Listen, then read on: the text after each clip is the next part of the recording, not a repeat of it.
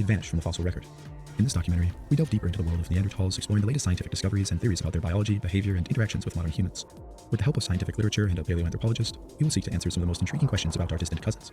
Who were the Neanderthals? What kind of world did they inhabit? What made them different from us, and what do we have in common? And ultimately, what led to their extinction? Join us as we unravel the mysteries of the Neanderthals and discover what their story can teach us about our own origins and place in the world. The story of the Neanderthals is inseparable with the larger picture of human evolution. Neanderthals, modern humans, and another dozen species make up our genus, Homo, a genus which first appeared in Africa nearly 3 million years ago. These distant hominins descend from Australopithecines. Australopithecines were a quite successful genus of bipedal ape that lived in eastern and southern Africa. They were entirely bipedal with an upright posture and made the first stone tools ever found on this planet. 3.3 million years ago, Australopithecines were creating modified stone tools at the site of Lomotwi 3. This is a much more complex behavior than simply using a rock. They had to select stone capable of fracturing conchoidally, and they had to hit it in just the right way to create a sharp edge. These tools were likely used for butchering scavenged carcasses, but other uses such as shaping wood or defense must also be considered. Though some Australopithecines did use stone tools, many of them did not. Our genus almost certainly descends from the ones that did. The oldest evidence of our genus comes from a 2.8 million year old specimen. 2.6 million years ago, the first Oldowan tools were being made.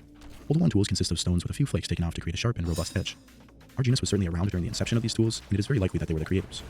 Homo habilis, one of the earliest members of our genus, appeared 2.3 million years ago and was using Oldowan tools. Homo erectus, often considered the first human, would evolve 2 million years ago and would eventually pioneer a new stone technology called the Acheulean. These hand axes were made by taking much more flakes off of both sides of a core to produce a much longer cutting edge.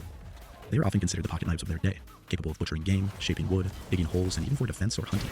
This technology would spread out of Africa with Homo erectus to many parts of Eurasia, including northern Europe, the Middle East, and Southeast Asia. These populations would adapt to their new environments and would either evolve into distinct species or more derived forms of Homo erectus. One of these descendants was Antecessor. He lived in Western Europe 1.2 million years ago. This makes them the oldest known hominins to call Western Europe home.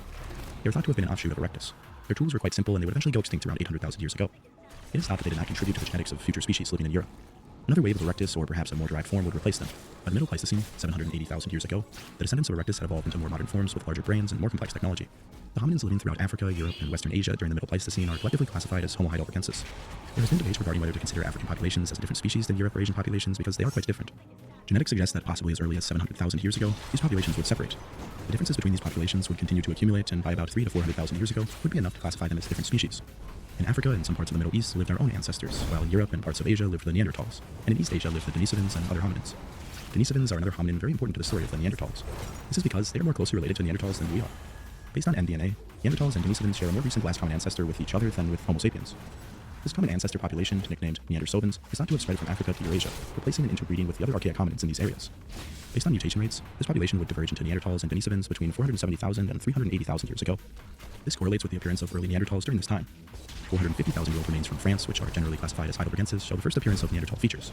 430,000-year-old remains from Cima de los Huesos from northern Spain have much more similarities with Neanderthals and are widely considered to be ancestral to later classic Neanderthals. Neanderthal features would continue to evolve.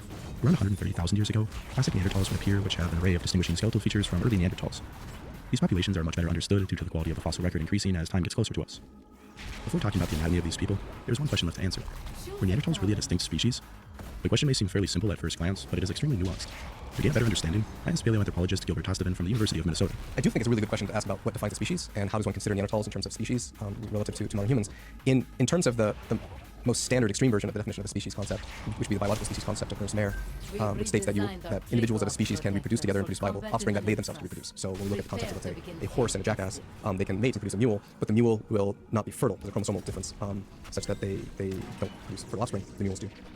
And so in that case, they aren't, that horses and jackasses are not the same species. In terms of the definition for a species in that sense, Neanderthals were part of our species. So you could say, let's say, that it was Homo sapiens neanderthalensis, so a subspecies of humans, versus modern humans being Homo sapiens sapiens. On the other side of it, we have to recognize that speciation is not an event, it's a process. But in fact, all the different concepts of speciation are part of a continuum. So you start off with a separation of two lineages, usually geographically. You have a geographical barrier. Let's say one population expands into an area that has a geographical barrier. Eventually, you might get two populations on either side of the barrier diverging by random chance, which is called genetic drift. If their adaptations in those locations by natural selection start fitting to those different locations, they might develop unique traits that allow them to survive and reproduce in that particular environment that might make them different enough that when the populations come back together, let's say on the side of the geographical barrier over time, that they might, one, not be able to reproduce, but also might not, that selection might favor them not to reproduce, this is where you get what's called the species mate recognition point in speciation, where you have two populations that won't recognize each other as mates. This is one way that evolution gradually separates the genetics such that the populations in different places, which with different selective pressures, will actually be adapted for those locations, even when on the edges of those distributions they might come back together and potentially mate.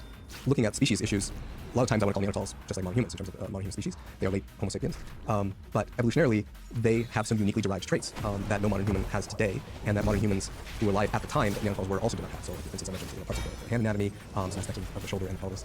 They are different. And this shouldn't really surprise us, because if evolution actually works, then species concepts cannot actually be hard. They can't be hard lines. You can't actually have a really strong, this will always be on this side or this side, because evolution wouldn't happen if you can't have a gradual process of speciation. Neanderthals were indeed far different than any modern human alive today. This statement stands when considering that all modern humans actually have Neanderthal DNA. Considering Neanderthals to be another species or considering them to be in our own species is undeniably subjective. Many paleoanthropologists would consider them to be a different species. For understanding the place of Neanderthals in human evolution, it is useful to consider them a different species because they were separated from our ancestors for hundreds of thousands of years. What you should learn from all this is that the designation of species really is a scientific construct that doesn't necessarily apply to the reality of biology as rigidly as the word may suggest. But this creates another question. Should we consider them human? Well, human does not simply mean Homo sapien. Human is not a taxonomic word and therefore is subjective. Since Neanderthals seem to have behaved in very similar ways to modern humans, most anthropologists would say that they satisfy the requirements of being human. Many would even say that other species as far back as Erectus or even Habilis should be considered human. From a distance, you'd likely recognize them as a member of our species. Neanderthals had a build and appearance relatively similar to modern humans. One of their main differences was their shorter and squatter bodies. Their limbs were shorter, their chests were wider, and their muscles were larger. Based on 45 Neanderthal long bones, the average height was 165 centimeters or 5 feet 5 inches for males and 152 centimeters or 5 feet tall for females. For comparison, the average height of Upper Paleolithic European humans is 176 centimeters or 5 foot 9 inches tall for males and 163 centimeters or 5 foot 4 inches for females. On average, the modern humans that would later dominate Europe were fairly taller but lighter. The fossil record shows that adult Neanderthals varied from about 147.5 to 177 centimeters or 4 foot 10 inches tall to 5 foot 10 inches tall. Some certainly grew larger, and a height of 182 centimeters or 6 feet was likely attainable. For Neanderthal weight, samples of 26 specimens found an average of 77.6 kilograms or 171 pounds for males, and 66.4 kilograms or 146 pounds for females. The body mass index for Neanderthal males was calculated to be 26.9 to 28.2, which in modern humans correlates to being overweight. Though Neanderthals were literally big boned, their bones were thicker and denser than modern humans. These bones likely result from a combination of naturally thick bones and a very active lifestyle. Neanderthals also had more muscle mass than the average modern human. Overall, they were about 15% heavier than the average modern human, despite the fact that they were shorter. One of the most famous Neanderthal individuals, Lafrazi I, was only 1.6 meters or 5 foot 2 inches tall, but he weighed an estimated 85 kilograms or 190 pounds. This individual was undoubtedly very strong in his lifetime, though people tend to over-exaggerate their strength. Modern athletes and powerlifters who regularly exercise reach similar, if not higher, levels of strength. Their morphology has caused many different hypotheses regarding its function. The most common explanation has been that they were adapted to glacial conditions. Neanderthals experienced at least 4 separate glacial periods. These periods would have been very hard to survive in Central Europe. Europe is already cold in the modern day, but it would have been much colder during these periods. The idea is that Neanderthal morphology evolved to be shorter and squatter to survive these freezing conditions. It comes down to simple physics. Less surface area means less heat lost. This correlates with populations of modern humans living in Arctic conditions. They have also evolved shorter limbs and squatter bodies. The problem with this thought process is that Neanderthals living in warmer conditions in the Mediterranean and the Middle East also retained this squat morphology. And to add to this, during interglacial periods, Europe would have been quite warm. Alternate hypotheses have also been proposed. In 2019, English anthropologist John Stewart suggested that Neanderthals were adapted for sprinting. Their robust bodies may have allowed them to quickly run after prey. DNA analysis also indicates a higher proportion of fast-twitch muscle fibers in Neanderthals than modern humans. He explained their body proportions and greater muscle mass as adaptations to sprinting as opposed to the endurance-oriented modern human physique. They had longer heel bones than modern humans, which means they also had a longer Achilles tendon. A longer Achilles tendon would have been less efficient at storing energy for long-distance running and more suited towards sprinting. Their shorter limbs were certainly not useful for hiking, but they were for staying warm and for sprinting. Both the hyperarctic hypothesis and the sprinting hypothesis are likely true in their own ways. It is undeniable that Neanderthals lived through some very cold conditions, and their morphology couldn't help but be affected by this. For example, the Neanderthal LEPR gene concerned with storing fat and body heat production is similar to that of the woolly mammoth. It was almost certainly an adaptation for a cold climate. Other aspects of their morphology, such as their heel length and fast-twitch muscle proportions, suggest that sprinting was a part of how they were shaped. Another aspect about Neanderthal morphology that has long been debated is whether their humeri allowed them to throw efficiently. Original evidence seemed to indicate that their shoulders could not overarm throw well, though additional studies and physical evidence now highly suggest that they could throw. Berthom et al. 2014 found that Neanderthal humeri were both efficient at thrusting and throwing. There was no evidence that thrusting was more prominent. It also found that sapien and Neanderthal humeri, although different, showed similarities in resisting throwing and thrusting stresses. At a site in northern France, Neanderthal arm bones have micro and macro traumas associated with habitual spear throwing. The discovery of the Schonigan spears also provided physical evidence that spears may have been being thrown in Europe even by the ancestors of classic Neanderthals. They were certainly able to throw, and evidence suggests that they did, though their shoulder mechanics are not the best for overarm throwing. Many other small features about Neanderthal bodies differed from our own. The distal digit of their thumb was longer than modern humans. This would have provided them with a comparatively wider and stronger grip. Their rib cages were wider and barrel-shaped. They had longer and straighter ribs that may have provided them with room for a larger diaphragm and possibly a greater lung capacity. Moving up from the body, their skulls contained many interesting differences. When looking at a Neanderthal up close, the first thing you might notice is their large brow. This brow was useful at protecting their face and eyes against heavy blows from animals, rockfalls, and other environmental hazards. You may notice their large eyes, larger than any modern human you have met. Along with these eyes, they also had a bump on the back of their skull called occipital bun. This feature may be responsible for a number of purposes, but one of them may have been to make room for the larger occipital lobe in Neanderthals. The occipital lobe is responsible for visual perception. Their large eyes in conjunction with their large occipital lobes would have given them better vision, especially in low light conditions. This may have considerably helped them hunt during dawn or dusk. They also had large sinuses and olfactory bulbs, which would have provided them with a good sense of smell. Sometimes they're depicted with very large noses, but in reality their noses would have been similar in size to modern humans, though their sinuses were nearly a third larger than living populations. They would have been able to take in almost twice as much air as modern humans through their noses. Their sinuses may have also been used to warm up air before it entered their lungs. In fact, their sinuses show some similarities with modern Arctic populations. Another part of their appearance which may seem strange is their lack of a chin. We perceive a chin to be a normal part of a human face, when in fact, we are the oddballs for having them. Every other species of hominin and primate lack a chin, because chins are pointless. They do not help with chewing or anything mechanical. They are purely for show. Some believe that they developed as our species became increasingly social and less aggressive. This process of self-domestication may have decreased testosterone levels in males and created our modern facial structure. We do not know for sure what the role of the chin was, but we know that Neanderthals didn't have them. Though without a chin, their actual jaws were quite large. They had shovel-shaped incisors and large molars. Their molars also differed from modern humans in that they had an enlarged pulp. Ancient Neanderthals also got their teeth up to 4 months earlier than modern humans. This would have allowed them to eat solid food significantly earlier. The last feature of the Neanderthal skull that you would notice quite easily is their sloped-back, flat skull. Unlike modern humans, which have a globular skull, Neanderthals had a flatter, elongated skull. This skull, of course, housed their large brain. Male Neanderthals averaged a brain size of 1,640 cubic centimeters, while females averaged 1,460 cubic centimeters. In comparison, modern European males averaged 1,360 cubic centimeters, while females averaged 1,200 cubic centimeters. The largest Neanderthal brain case, A-Mode-1, had a brain size of 1,736 cubic centimeters. At face value, it seems that Neanderthals had significantly larger brains than our species, but it is more complicated than that. Brains were very large, but they actually weren't as large as some people actually portray them to be. So they're frequently described as being the largest in terms of cubic centimeters in the hominin lineage.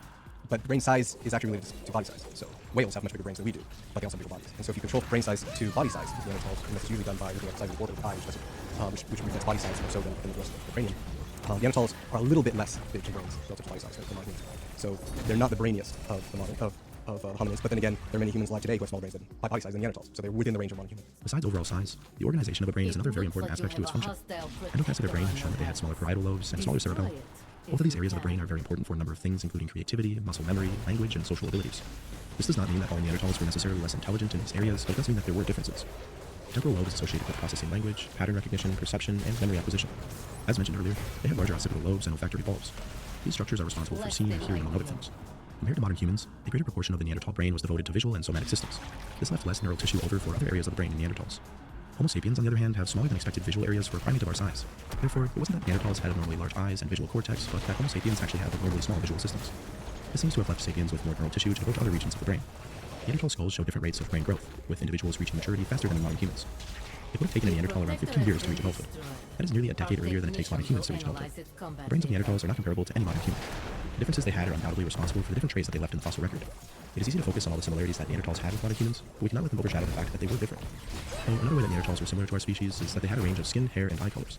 This is due to the fact that they occupied a wide geographic range. A Neanderthal from France would have looked quite different than one from the Middle East. Even Neanderthals in the same populations would have had varied appearances just like modern Europeans. However, we must be careful in assuming that if modern humans living in a region had light skin, then Neanderthals that once lived there had light skin too. DNA analysis from 3 Neanderthal females from southeastern Europe indicates that they had brown eyes, a dark skin color, with 2 of them having brown hair and 1 of them having red hair. Other Neanderthal populations living in the Middle East and even in Siberia had dark skin, eyes, and hair. Even though lighter skin is more frequent at higher latitudes in modern Homo sapiens, the same wasn't necessarily true for other human species. Both the Neanderthals and Denisovans living in the Altai Mountains of Siberia had a dark complexion. The reason that light skin is more common at higher latitudes in modern humans is generally explained by the lack of sunlight in these environments. Humans need sunlight to synthesize vitamin D. Since sunlight is less intense at higher latitudes, light skin has evolved to absorb more sunlight when available. However, Neanderthals and even early Europeans got a lot of vitamin D from their rich diet. It was only in the past 10,000 years that Europeans actually evolved light skin. The prevalence of light skin in populations in the modern day is generally due to agricultural diets. Due to this, it isn't surprising that many Neanderthals living in Europe would have had relatively dark skin, though not all did. 2 different Neanderthal individuals from Italy and Spain both provided fragments of the MC1R sequence. In modern humans, this gene is responsible for light skin and red hair. However, the MC1R gene that the researchers had found was different than the one found in modern humans. In order to test if this gene would have had a similar effect in Neanderthals, they inserted the Neanderthal gene into human pigment cells. The gene produced the same loss of function that gives redheads their unique coloration. This study provided solid evidence that some Neanderthals did indeed have light skin and red hair, though the frequency of this phenotype remains unknown. Just as in modern humans, red hair was probably not very common in Neanderthals as it was not present in other sequenced individuals. The phenotype was likely more common in northern regions just as it is today. Neanderthals undoubtedly had a wide array of skin, hair, and eye colors. Another question regarding their hair is how much body hair did they have? From genetics, it is known that the genes that make modern humans furless date back to around 1.7 million years ago. Since this is well before our last common ancestor with Neanderthals, we know that Neanderthals would have had furless skin. Genetics also corroborate this. Just like us, they still had body hair, but even hairiest Neanderthals would not have had actual fur. Anatomically, Neanderthals are fairly similar to modern humans, though their differences cannot be overlooked. Their anatomy was far different than any modern human alive today, even if at the surface we vary so much. Neanderthals used a vast array of technologies to survive their challenging world. Many materials and techniques were used to create a lot with very little. Since stone does not decay like biological matter, thousands upon thousands of Neanderthal stone tools have been recovered. This has allowed us to learn an incredible amount about their lives. To understand these tools, we must first understand the evolution of stone tool technology in general. As mentioned earlier, the first stone tools made by our ancestors were simple hand axes with a few flakes taken off. This simplistic technology is considered Mode 1 by archaeologists. Mode 2 technology, also known as Acheulean technology, would appear with Homo erectus around 1.7 million years ago. Some cores were worked symmetrically on both sides to create much more refined hand axes.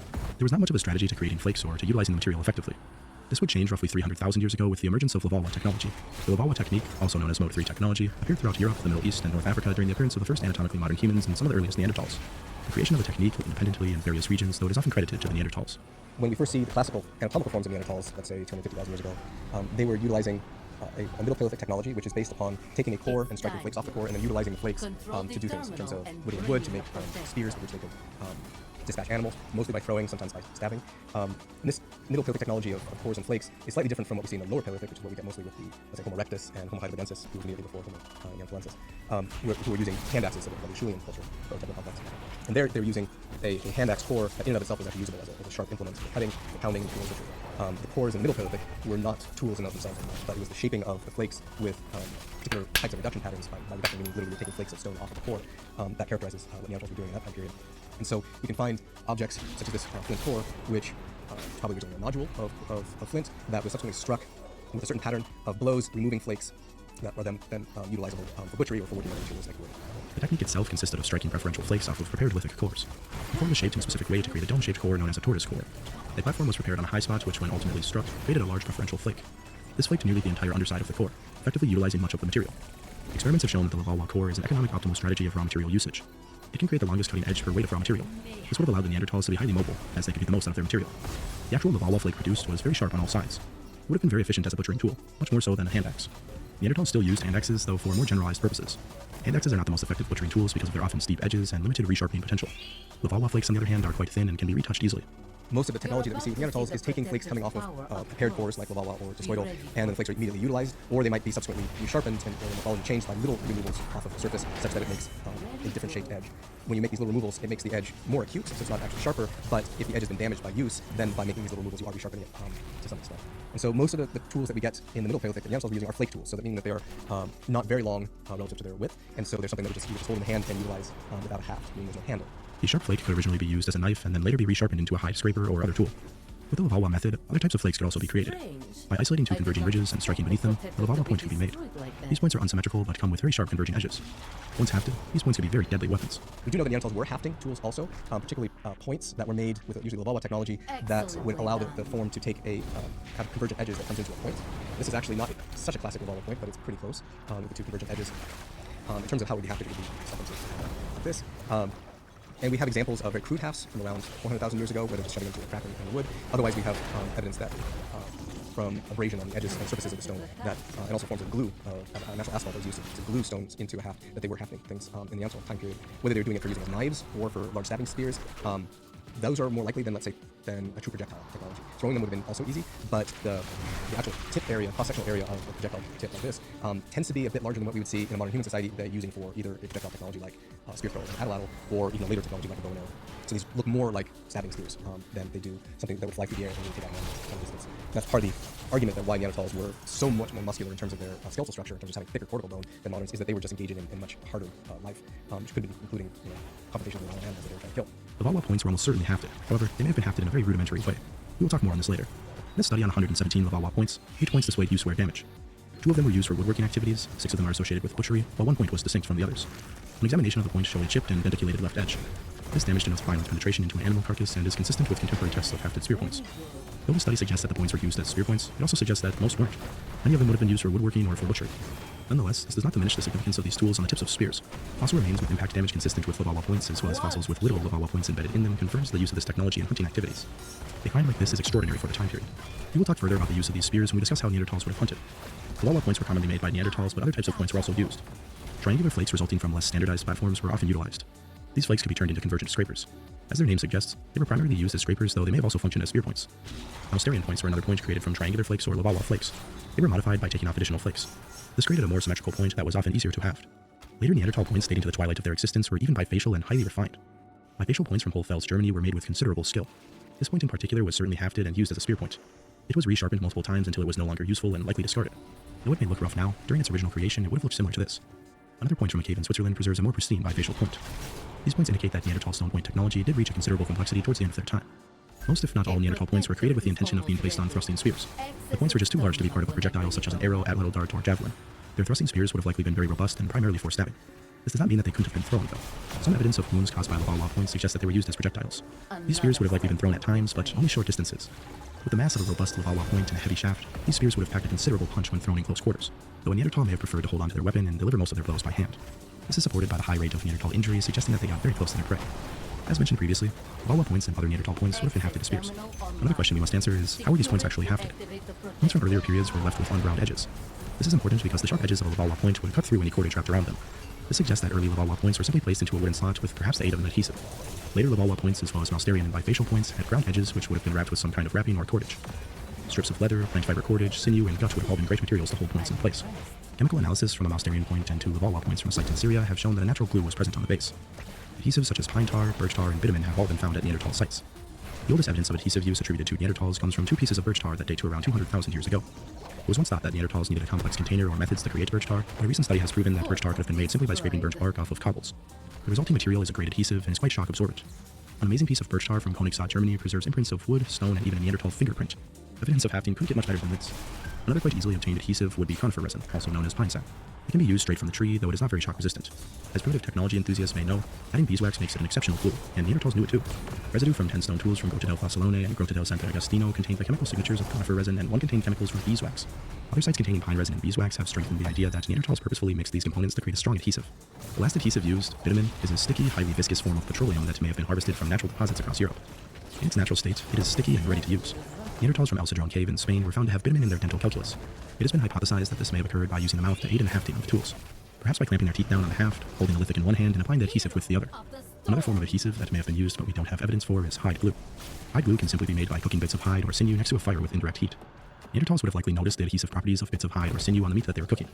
The glue produced by this method is quite strong, but more importantly, it binds sinew, gut, and leather together. Hide glue is essentially protein that can be used to adhere bindings together. Neanderthals may have used it on their bindings to keep their spear points in place, though we do not have evidence of its use. Still, it is important to consider technology that we do not have direct evidence for. Another important form of evidence for hafting comes from polishes. Hafting a tool with adhesive creates clear signs on a stone. Many artifacts, including points, retouched tools, and even random flakes, were hafted. In some sites, nearly half of the artifacts had hafting micropolishes. Many other sites show that hafting stone tools was quite common in the Neanderthal world. When looking at Neanderthal tool remains, they may appear quite crude and simplistic, but imagining them hafted on various handles and grips sheds light on the complexity of their tools. Another underrepresented aspect of Neanderthal technology were their wooden weapons and tools. Actual projectiles, as well as many weapons such as thrusting spears and throwing sticks, were made of wood. In terms of the technology involved, Neanderthal technology tends to be focused more on using stone to carve wooden objects as implements for something. But the modern humans in the upper Paleolithic tended to haft their stone tools more frequently. Wood was worked with a number of stone tools. Levallois points and blades were efficient tools for shaving wood. Hacked knives would have also worked well. Notch tools were effective at shaving wood, while denticulate tools could be used to saw wood.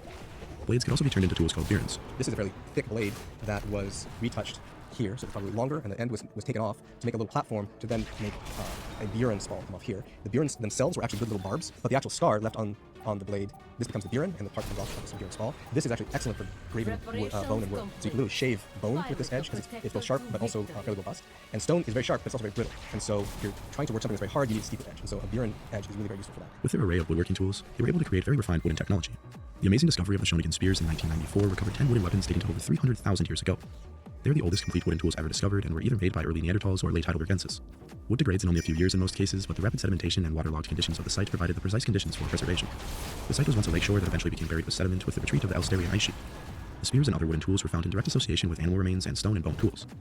The wooden tools take a variety of shapes, seemingly designed for different purposes. The spears are between 1.84 to 2.53 meters or 6 to 8.3 feet in length. The majority of the spears were made from slow-growing spruce trees, while spear 4 was made of pine. The points of the spears were carved from the bases of the trees, which are denser. All the spears were tapered on both ends except for spear 6. Spear 6 also has a natural kink. It has been interpreted as a thrusting spear. However, the other spears taper aerodynamically and are weighted with the center of gravity in the front third of the shaft. Their design and weighting suggest that they may have been used as javelins. Contemporary experiments using replicas demonstrated that spear 2 could be thrown as far as 20 meters or 65 feet. The spear performed similarly to modern javelins. The ones suspected to be javelins also performed well as thrusting weapons. They were likely used in multiple ways. The evidence suggests that some of the spears would have been efficient for throwing, while others, especially spear 6, was made for thrusting. All of them would have been useful for hunting or defending against predators. What is interesting about these spears is not one of them had a hafted point, though this is not surprising considering the date between 300 and 330,000 years ago. Hafted points would become more frequent in later time periods. In addition to the spears, there were other wooden objects.